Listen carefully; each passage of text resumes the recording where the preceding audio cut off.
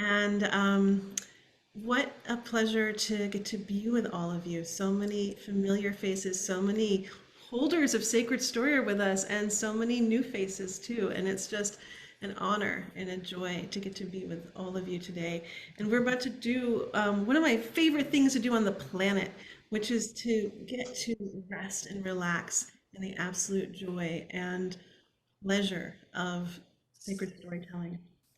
And what we will be sharing over the next hour or so is a creation out of a group called the Artemis Circle. And this is a group of advanced students of sacred storytelling. And they did a deep listen for what were the stories that wanted to come through at this time. And as we enter into this realm of sacred storytelling and what does it mean to be a storyteller, a conscious creator at this time, as many of stories, the great illusion of stories is that it's about the storyteller, but we all know that it's the listener. It's the listener that plays such an incredible role in co-creating this event tonight. And so we just want to honor you and the unique role that you play as listeners because we wouldn't have stories to tell without you. So thank you. Thank you for being with us and creating a place for story to live in our times and a unique way of connecting through story. And so I invite you as you listen today, I invite you to actually, like, perhaps you want to do it right now. Just place your feet on the earth and take a deep breath and bring yourself so fully present into the gift of this moment.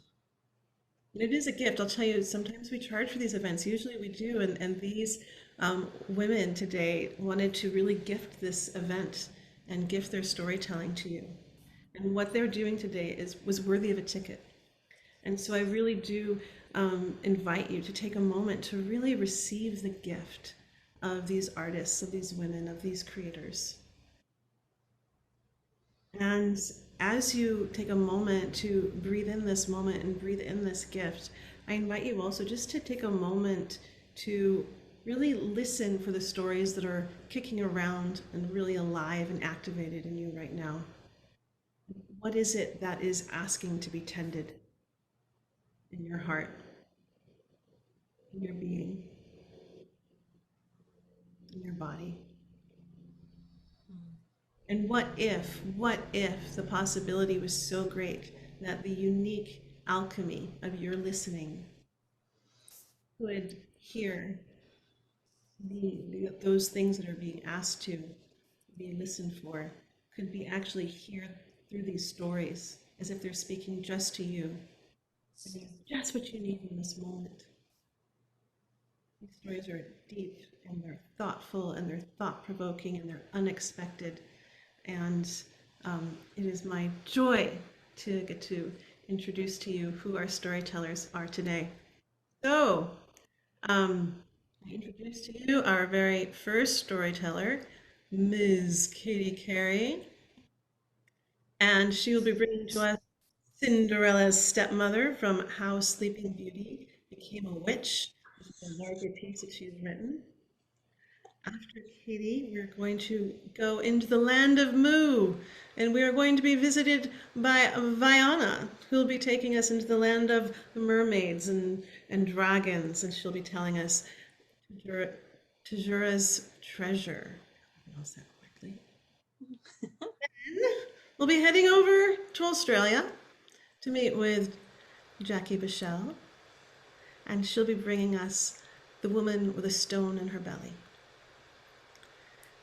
And last but not least, we'll be heading on over to Maine to meet with the one and only Moonbeam, who will be sharing with us an altar that has traveled far and wide to be with you today.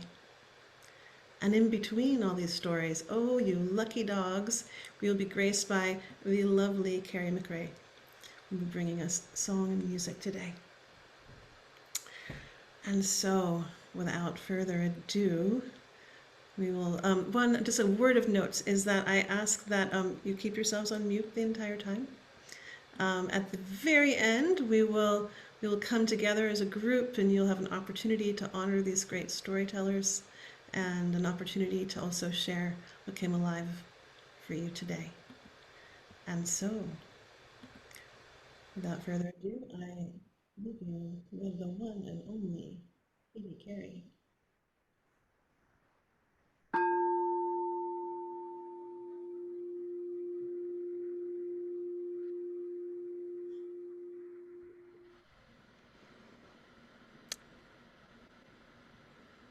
I felt bad for Ella. Her mom leaving? That was terrible. I know what it's like to have someone you love leave. When Gerald asked me to marry him, I knew there would be an adjustment period. I didn't expect his kid to love me right away, but I assumed she would, eventually. And Ella was so particular about everything in the house. She didn't want it to be changed or messed up. She got very upset when I would move anything. I get that she missed her mom, but her mom was no longer there and it couldn't stay the same. It was very frustrating to all of us. It made us feel like it wasn't our house, even though we lived there. We gave up everything to come there. It was supposed to be our home too. And we were all afraid to mess anything up because Ella would get so upset, and it was very uncomfortable and unpleasant when she was upset. So we didn't touch anything in the house. We didn't clean up.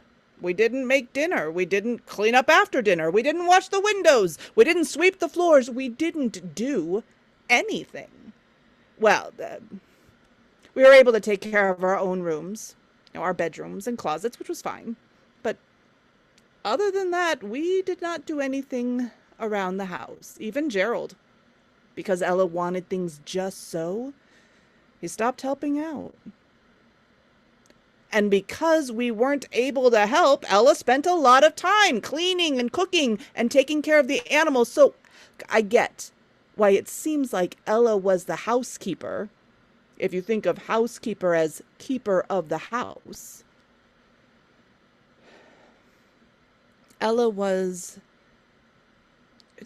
so sad about her mom leaving that she talked out loud to her a lot. In fact, there was this tree outside in the back courtyard where her mom had kept a garden and her animals, and Ella spent a lot of time out there with her mom when she was little.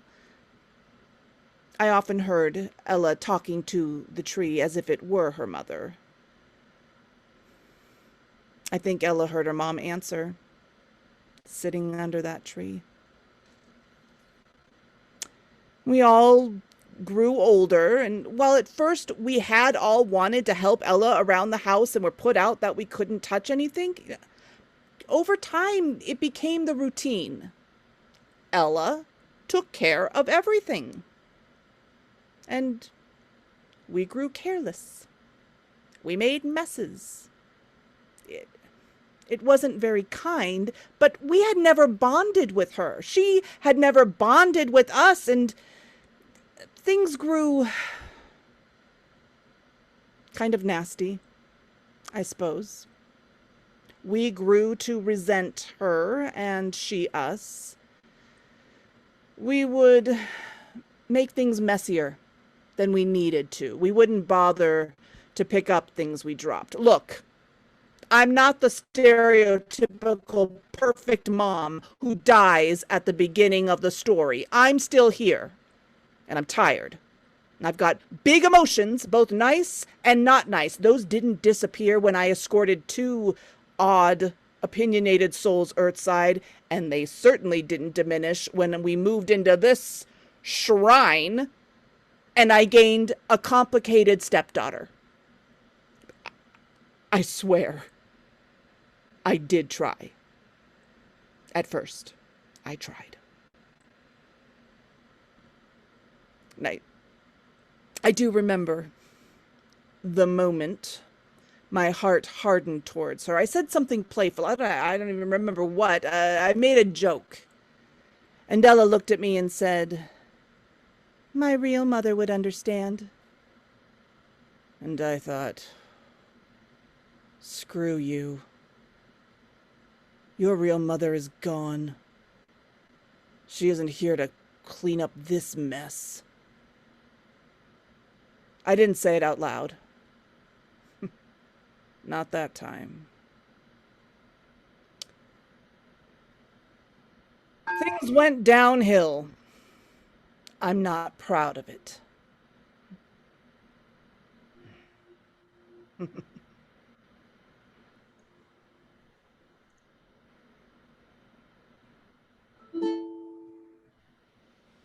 We shall be known by the company we keep, by the ones who circle round to tend these fires.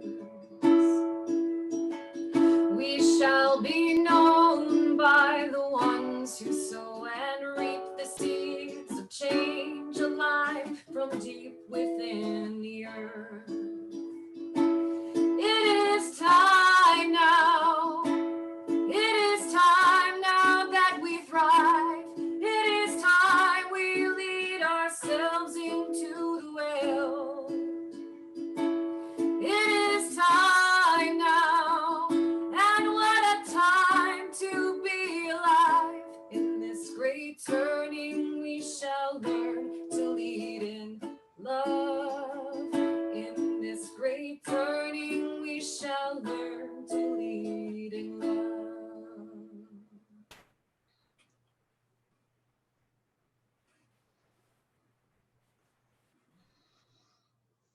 Hi, I'm Mermaid Vyana. Seriously, I'm really a mermaid, but I was born with a terrible disability, legs, and I was born into a human family, so I didn't even remember that I was a mermaid for like 35 years.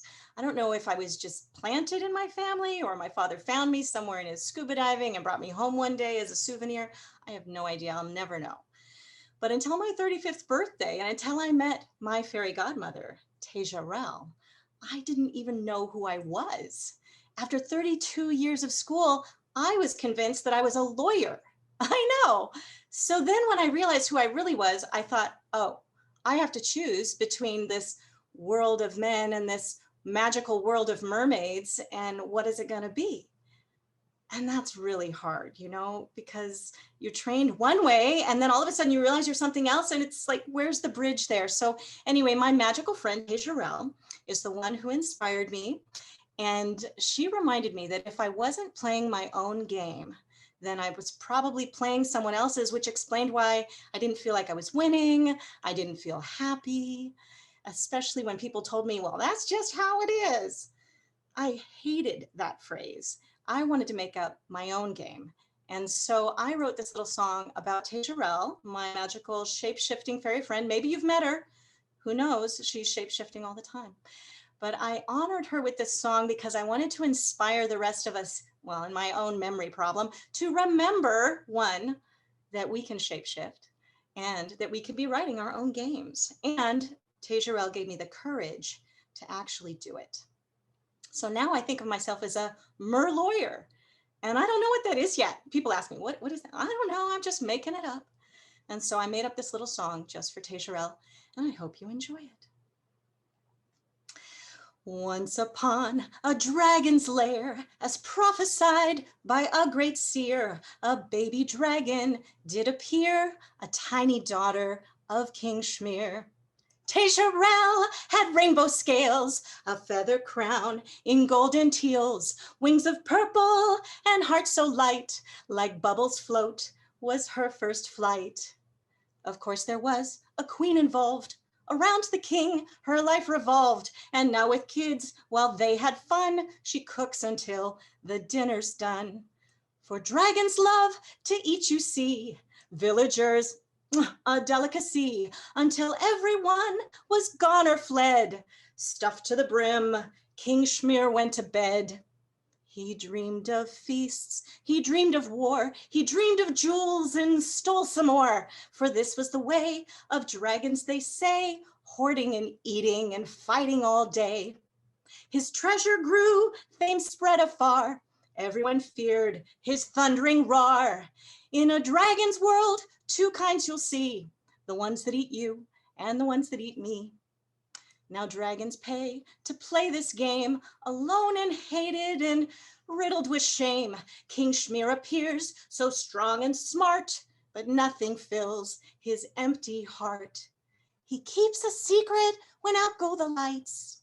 He cries to sleep most every night. Tears like diamonds on treasure deep, so sharp their points, he can hardly sleep. But this song really isn't about him. It's about his daughter, his radical daughter, who does something unbelievable. I know you've heard that old story before, but let me tell you about the new one. Okay. His daughter grew and started school and learned how mighty dragons rule. She learned to breathe with fiery wrath. To count her treasure, she even learned math. But Taijarel preferred to play. She hung out with dolphins all day. She learned to dance, to ride a wave, to make new friends, what dragons crave. Get this, dolphins don't work, pay rent or have stuff. No need to hoard, always enough. They love to share, give and receive. There's plenty for all if it's love that you need. Feeling richer than ever before, fulfilled instead of wanting more. Taijarel had found her way. With joy and fun, she laughed all day. She feared King Schmear, if empty his cup, might find her friends and gobble them up. She knew she had to do something. She must go home and find the king. Back at her lair, her father there, buried in treasure, deep in despair. I'm drowning in jewels, I'm feeling so bad. I'm king of the dragons, so why am I so sad? She shared games she played that day of living life the dolphin way, how friendship had shed all her fears, and how at night, no more tears. King Schmear's eyes filled, clear to the brim, diamonds poured out. To remember him, would she please gift one out each day, reminding all of the dolphin way? Now, no one actually knows how he died. I mean, he couldn't keep living the way he was, and sometimes things have to die for new things to be born, but in his final moments, he realized what he could give to the world. 2 other dragons, as he lay dead, she gave each diamond that he had shed. To her delight, to her surprise, a friendship of dragons and dolphins did rise. They danced and played with all their might. Dragons agreed they would not fight. Now friends forever and still today. The dragons learn the dolphin way. So if you find you're at the top, king of your world, but it's not enough, remember this from Taijarel. Your treasure tale is yours to tell. Taijarel had rainbow scales, a feather crown, in golden teals, wings of purple and heart so light, like bubbles float was her first flight. So remember to choose your treasure wisely, shapeshift when necessary, and remember to play.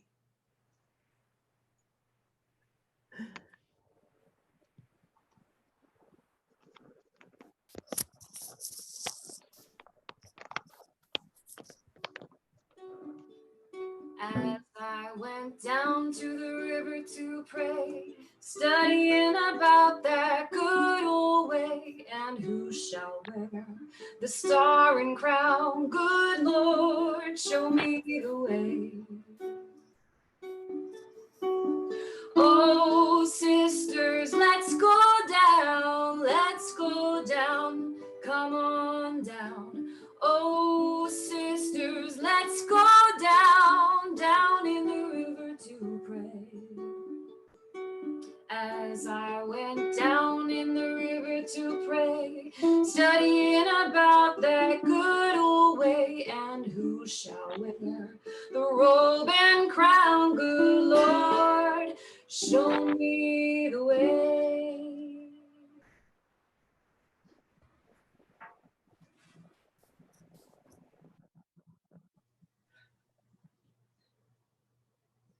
Hey,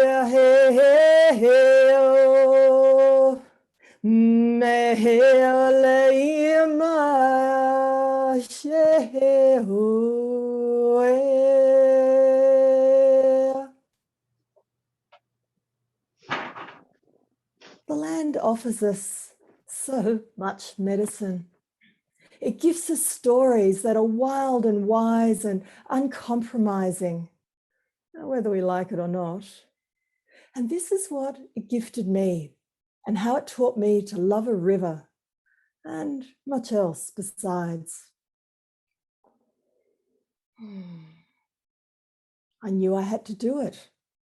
I loved her, but I couldn't stay. Have you ever been held in the jaws of a question, a decision that feels so big that if you pull a thread of it, everything unravels? Whoever tells the story is the one that gets to shape it and name it as they see fit. But in the hands of someone else, they might find different threads in that story to tease out, and it might end up having a different name altogether. For me, in that moment, there was only one shape and one name. And that led to impossible questions. Do I stay and betray myself? Do I go and betray another? Have you ever been at that point where you're damned either way? Well, I chose to leave. And I left our home in the city, and I wanted to reclaim a part of me that felt fractured and lost. Well, really, I guess I panicked. I left. No, I ran, leaving dust storms and howling gales trailing behind me, and I bolted, literally for the hills. And I came to ground in a place that was more river than land. And I lived in isolation for 7 months, surrounded by forests of trees. And the river, that river was never silent. There I was, trying to track and trace old fears and habits back to their lair, and that river was constantly rushing and gurgling and flowing. It was never still. And I wanted quiet at that time. And I could hear the river everywhere, even inside the house. I mean, I slept, held in the embrace of its song. I walked beside it every day. And I have to say, it agitated me immensely. I felt no great peace at all. And I expected to beside a river. I expected to find beauty, and I wanted to. But without having a strong inner core and clear self-boundaries, I just felt overwhelmed by its constant noisy movement. And have you ever been somewhere on land that disturbs you, that rattles your bones in turmoil? Maybe you too felt confused by your response like I did. I just could never relax beside it. It was only a river being a river. And then it dawned on me that a river only has a one-way direction. It never returns, not like the ocean. There the waves just return again and again to kiss the shore. But a river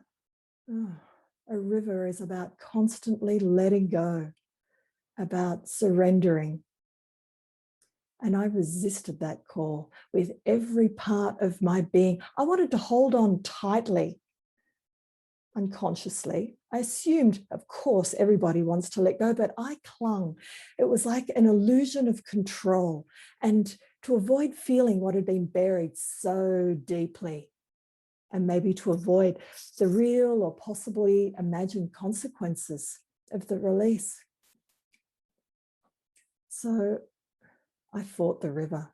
I fought that downstream pull and that invitation to just relax and release. I fought it until the floods came. And the floods brought torrential rain that marooned my house into a swampy island. And that's when something in me gave way.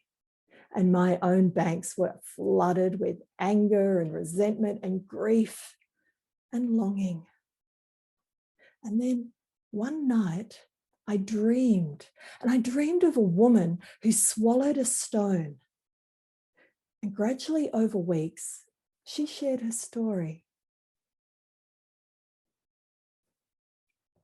There once was a woman who lived by the shores of a great river, and she built the house herself. And she built them up from collecting beautiful, round, smooth river stones. And she collected them day after day after day. And when she'd finished building the house, she made a path, she made a fence, she made a chicken house, and still, she just kept collecting stones, more after more after more, because, there'll be something soon that I'll need them for, something useful, I'm sure. And she kept gathering until her hands were roughened and sore, and her skin was browner than an autumn berry, and her back just ached, and she stooped over. And still she collected stones. And then one day, when she was out wandering far upstream, she came across a black, glossy stone that shone and shimmered with mica in the sun, and it was beautiful. She wanted it. She needed it. She had to have it. But it was too heavy to kind of lift herself with her sore hands. So she pondered it for a moment and thought, well, maybe if I swallowed this stone, I could carry it in my belly. That would be easier.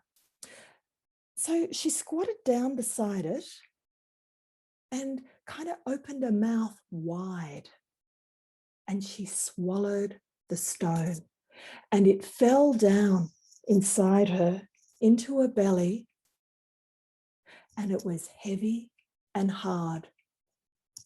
And it felt like a great weight that was buried down there deep in her belly. And gradually she got up like a pregnant woman and staggered slowly, awkwardly up the path to take it up to her home. And when she got there, she went to cough it up, but it was stuck. There was no removing the stone. And she tried again and again and again, but nothing budged it. And it was cold, and it was hard, and it was heavy, and it was a great weight. And she thought maybe it might dissolve after a few days, but it grew neither warm nor soft. And so she sat there, despairing, the woman with a stone in her belly. And a little while later, the seasonal storms returned, and it rained and rained and rained and rained, and the river swallowed up all that falling, flying water, and it roared like a monster down the valley. And when it reached the area where all the stones had been removed, it rushed up and it took everything away. It took the fence and the path and the chicken house, and it took the house of stones, and it took the woman with the stone in her belly, and it lifted her up, and it effortlessly carried her away and started dragging her down into the river. And she was gasping for air as the water starting to close over her, and panicking and drowning and calling for help. And then she heard a little voice coming from her belly, a creaky, croaky, stony kind of voice that was saying, "Woman, oh woman, you have me in your belly, you swallowed me. Now I will teach you to live like stone." And it did. There on the bottom of the river, the woman became like a stone, not breathing, too heavy to move. And there she lay for many months.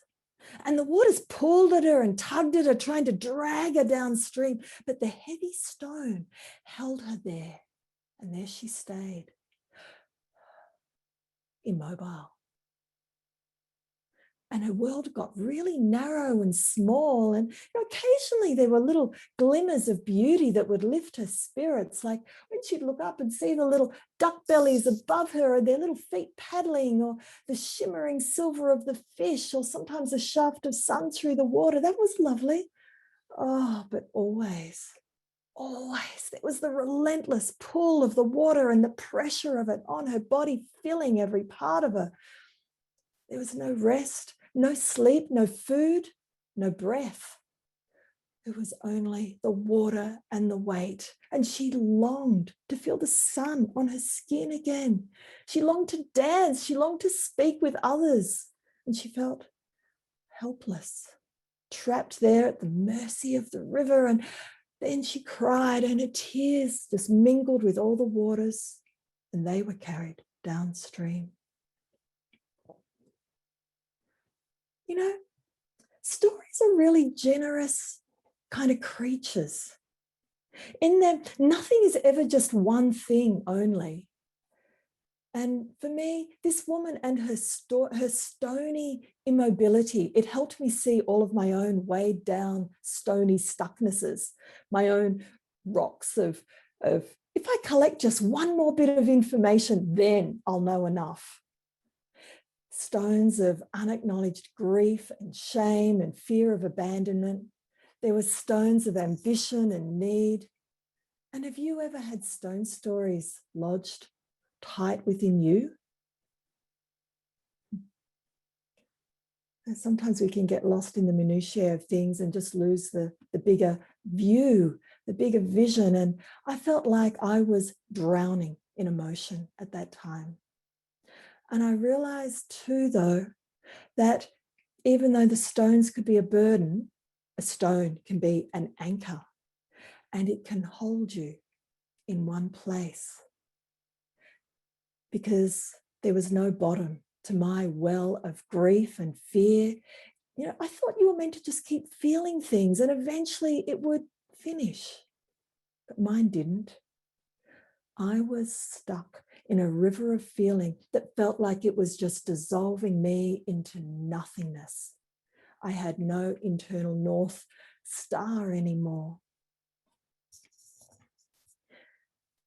And the woman with the stone in her belly cried, and salty tears flowed downstream where there lived an old salmon.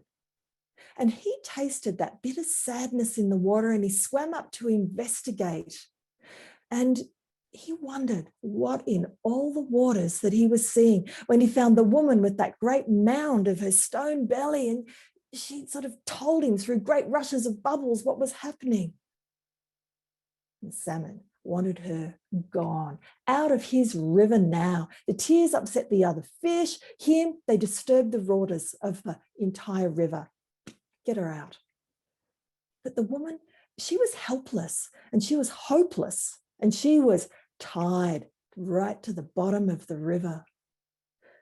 But the fish was wise. He called up his crab friends, and what they did was that they collected flexible weeds, long reeds, and tied them around the woman. And then they slowly dragged her bumpily along the sandy bottom of the river until she reached the bank. And then with the fish underneath her kind of hoisting her up a bit, she dragged herself up the bank and just, collapsed on the ground and coughing and spluttering and water coming out everywhere. Oh, last. And then she breathed her first great breath in a long, long time and filled her lungs with sweet air and smiled up at the sun. Oh, yeah. And then she fell asleep. When she awoke, the moon was rising full and bright above her and the river, and she went to sit up and, oh God, the stone was still there. Oh, this thing, it'll kill me. What will rid me of this stone? I can't carry it. And the moon was gazing down on the river. And the moon was curious by this strange being that she was seeing. And she asked her beloved friend, the white crane, to find out. And the crane flew down from the silvery moon, all elegance and long grace, and landed softly beside the woman with the stone in her belly and asking, "What are you? What are you?" The moon would know, and so would I. And the woman looked and saw snowy white feathers and kind eyes. And once more she told the story of the stone and its swallowing and the river and the fish and, oh, her longing, the stone that was so very lovely, but now a deadly burden. The crane listened carefully. Yes, I see.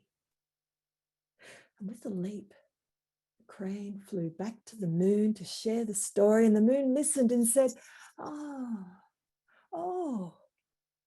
that stone needs to return home too.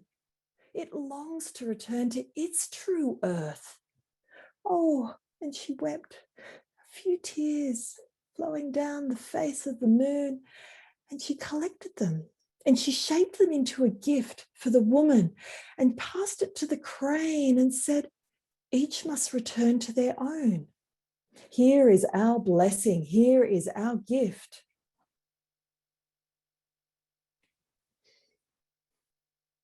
And my river, back in the house by the trees, that river roared even louder with the flood.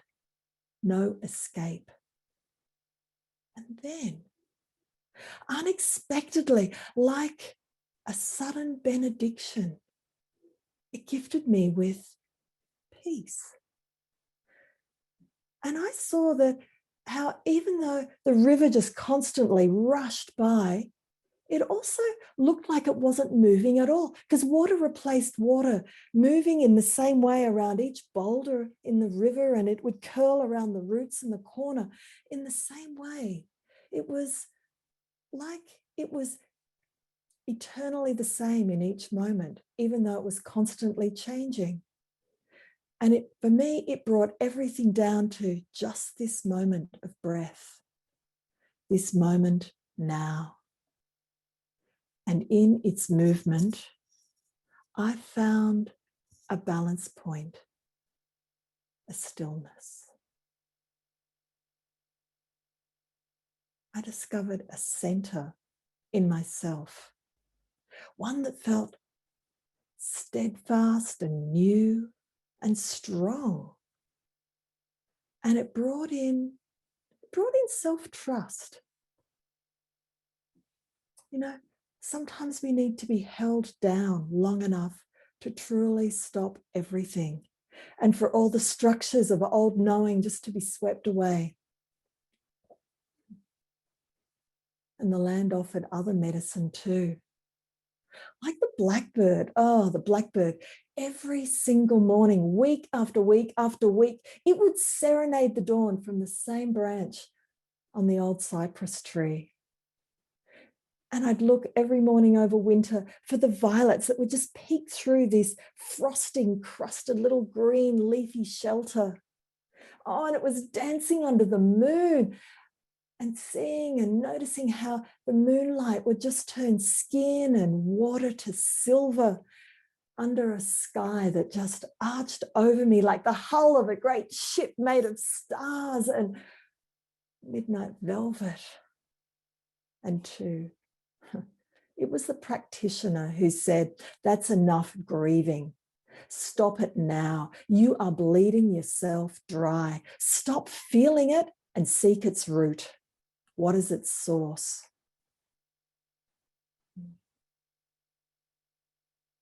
And the white crane took the moon's gift and she flew back down to the woman once more. And the woman was curled in sleep beside the river. And the crane opened her wings to the fullness of their white span and covered the woman while she slept. And when the woman awoke, she felt different, like the sweetness of solace within her, like spring. and the kernel of grace just nestled in her heart. Then the crane offered the gift fashioned by the moon's tears. The woman took it and held it up to the morning sun and had a look, and it was a pearly ring. And then the crane spoke, "When you can flow through this ring, the stone will be returned to its place." The woman was baffled. What is this? How could I ever fit through there? Is this some kind of weird riddle thing? It's impossible. Am I meant to be like water or something? And she flung the ring down. But the crane spoke again. "When you flow yourself through the ring, you'll be healed." And picked up the gift in its long, narrow beak and gave it to the woman once more. She sort of frowned at it and took it again and held it up to the light one more time, still thinking, oh, this is just darn impossible. But she was desperate. Something kind of sparked her curiosity and her hope. And she saw how sunlight just beamed through the ring and to her eye. And she murmured, "When I flow, well, am I then to be like sunlight or moonlight?" And she looked at the ring. And suddenly something kind of came to her. Something resolute came to life in her being. And she stood a little taller and a little deeper. And she held the ring up to her eye. And she said through the ring, to the crane, to the world, to the river, "I flow my sight through this ring, and I see you, and I see the world. I offer my vision. I choose to see and to be seen." And she puffed a little breath through the ring. "I am sound and I am life's breath. I flow the song of my body through this ring. I offer my voice and my ears in the world." She held it in front of her heart and gazed lovingly around at the sun and the trees and the river. "Oh, I offer my heart into this world and I flow my love through this ring. All this is me, my vision, my song, my love. Oh, I am enough." And she put the ring on her finger. "Now I myself am through this ring and I flow through its narrow circle and into life. And like an elegant waterfall of light, the crane stretched up her long white neck and opened her soft wings, and she began to dance. And then the woman stood and felt a shudder shift through her body, and suddenly, woo! The stone was gone. And her feet felt strong on the ground, and she raised her head and she began to sing, offering a gratitude, a multitude of love to the beauty of the world and the crane and to life itself. And the bird and the woman who once swallowed a stone danced together to the song of the river under the bright golden gaze of the morning sun. And back beside the river and the house among the trees, I felt how much my own doubts had let me be buffeted around and pushed by others and their opinions and wants. And I thought once more of the stones. Yeah, the heavy burden of them, but turn them like a kaleidoscope and their weight becomes a resilient, strong grounding to hold me. And I bent down to touch the ground, earth body to earth. And I listened to the dancing song of the river and I was at peace. There's a kernel of grace in my heart. And then Hello, beloved. I'm coming home. Yeah-hey-oh, yeah-hey, yeah-hey-oh, yeah-hey, oh, yeah-hey, oh.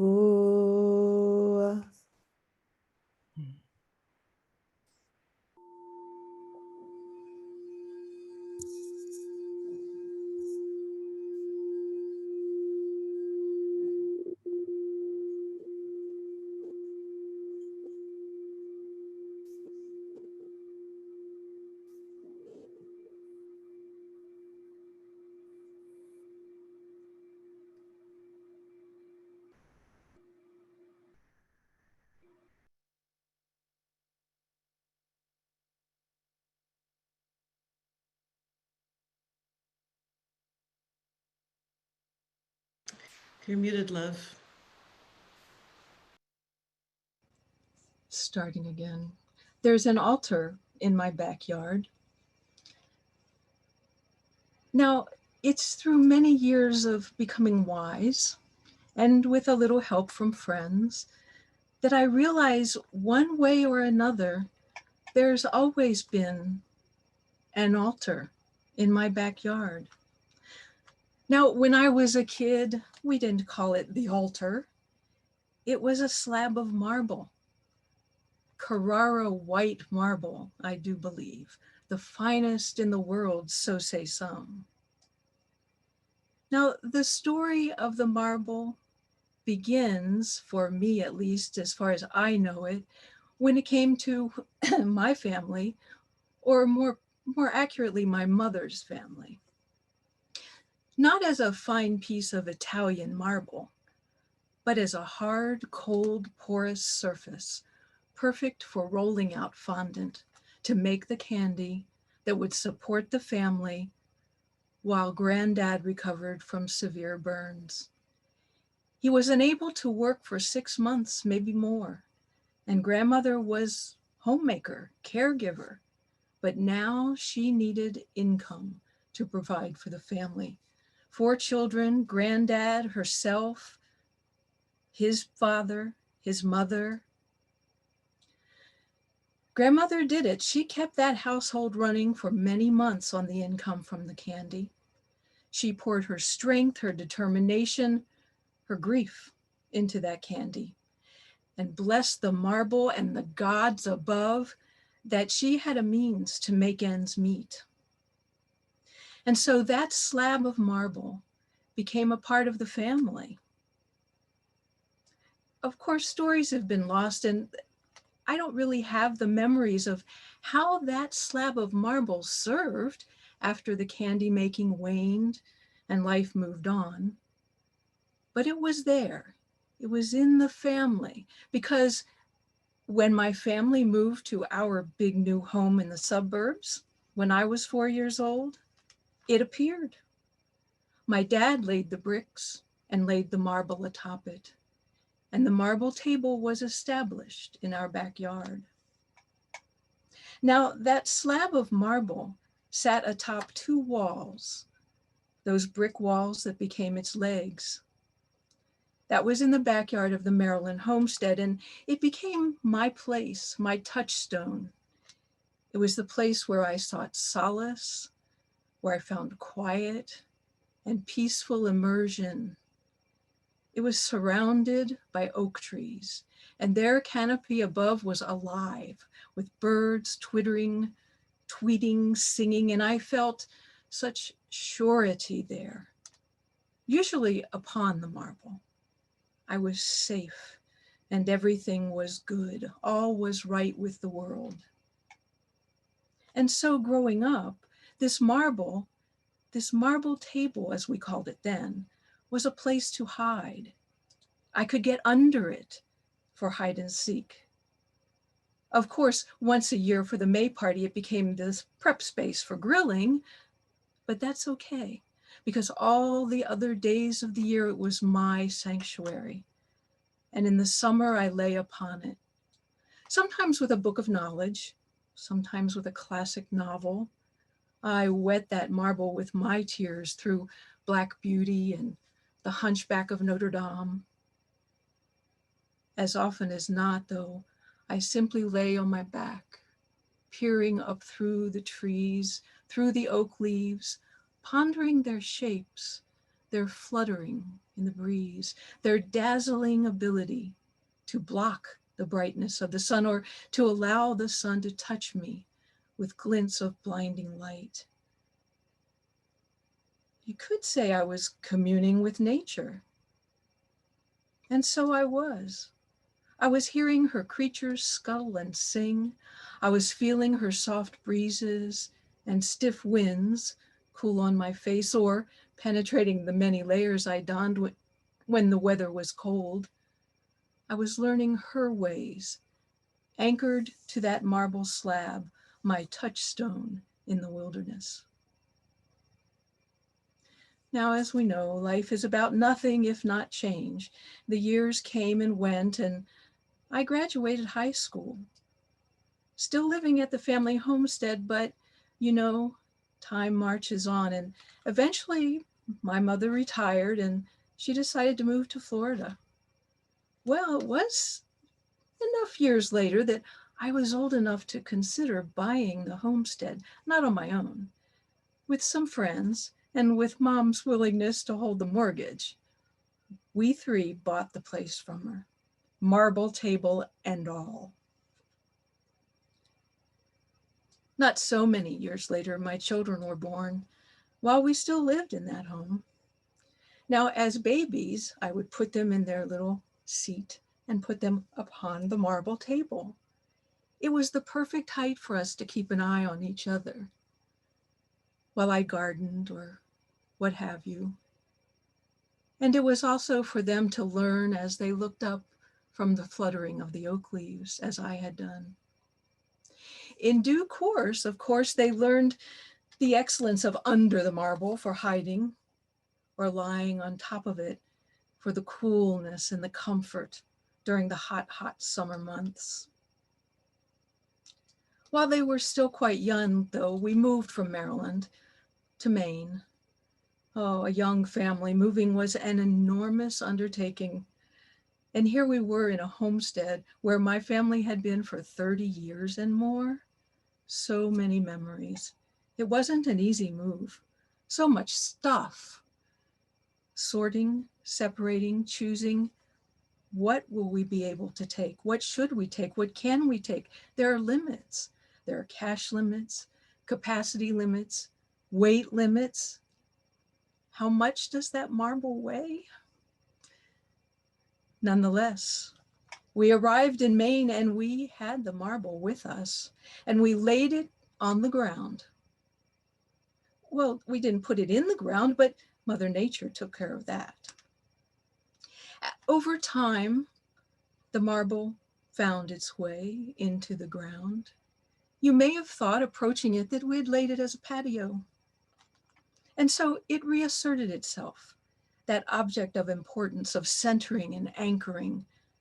And it saw uncountable games of marbles and hopscotch and who knows what all were played upon it. Painting projects, whittling projects, gardening projects. The marble saw all of these. And wasn't it the perfect safety zone in any game when such a thing was needed? So for 12 years, the marble was planted in the soil of Maine. Through summer sun and rain and winter ice and snow, it was there in the backyard, a cornerstone of our life. Now, believe it or not, we moved from Maine to Florida with no qualms or questions about taking the marble. My partner crated it up, and in due course, it was loaded into the moving truck. No small feat, but it was done. When we arrived in Florida, which had a very small yard, again and again we talked, where will we set it up? We ought to put the marble back out there and have a table of it. How would we support it? We could build bricks again. You'd be able to do that, right? Yes, he could do that. Or we had some thick glass around. Maybe we could use that. I missed having the marble table. I yearned for it to be there in the backyard, anchoring me in my current reality, in my mind's eye, and with the conversations we were having, it kept it alive. And so it became a virtual marble table in the backyard. The potential was there. And it was right there in the garage, leaning on the wall in the crate, waiting, ready. 17 years later, on the day we loaded the truck to move back to Maine from Florida, guess where the slab was? Right there in the garage, still crated, leaning against the wall where it had landed when we arrived. Well, anyway, it made it that much easier to get it into the moving truck. Now, as I look back on it, there certainly were events that came together that really caused a confluence and contrived to make creating something of that marble when we got to Maine a priority.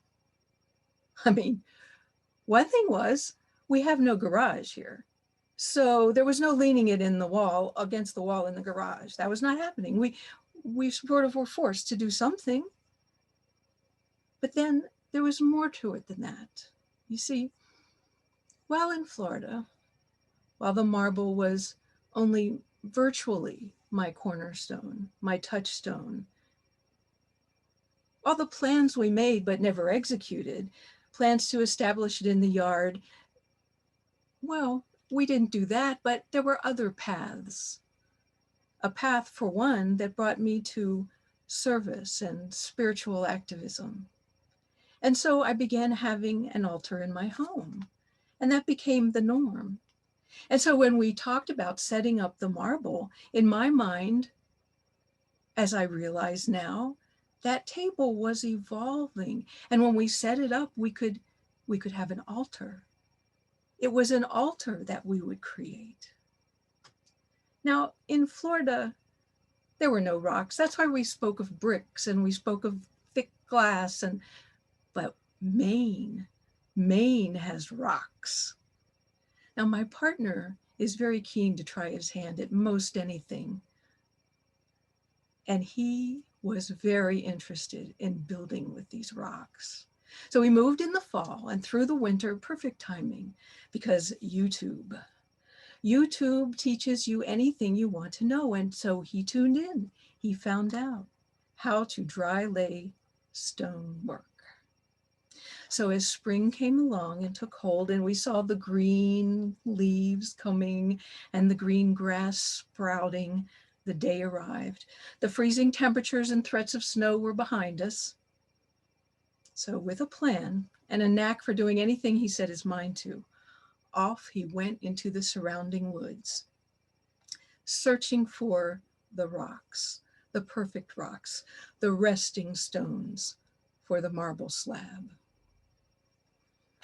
And so it was done, as you can see. And in a day's time, a mere one day of sweat and planning and doing, and the strength, the water. One day, the stones were laid, the level consulted, and the marble set upon its pedestal. There is an altar in my backyard, an altar of marble and stone, sweat and tears, joy and grief, and most of all, of sacred memories of now 4 generations of our family.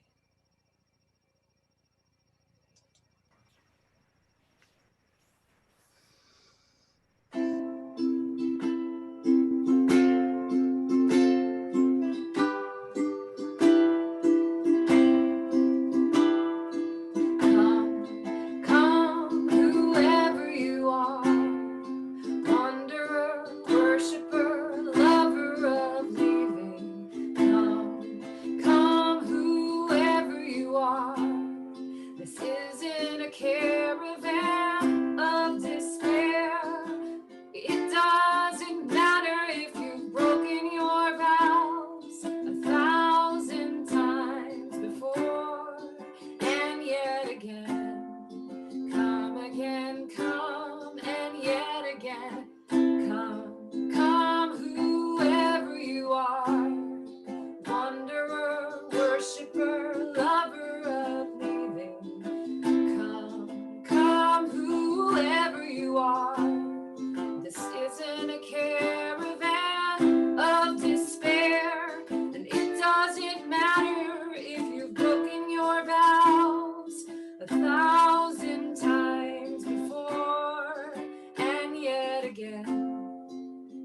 again, come, and yet again, come. Come again, come. Come again, come. Come again, come. Come again, come. And yet again, come.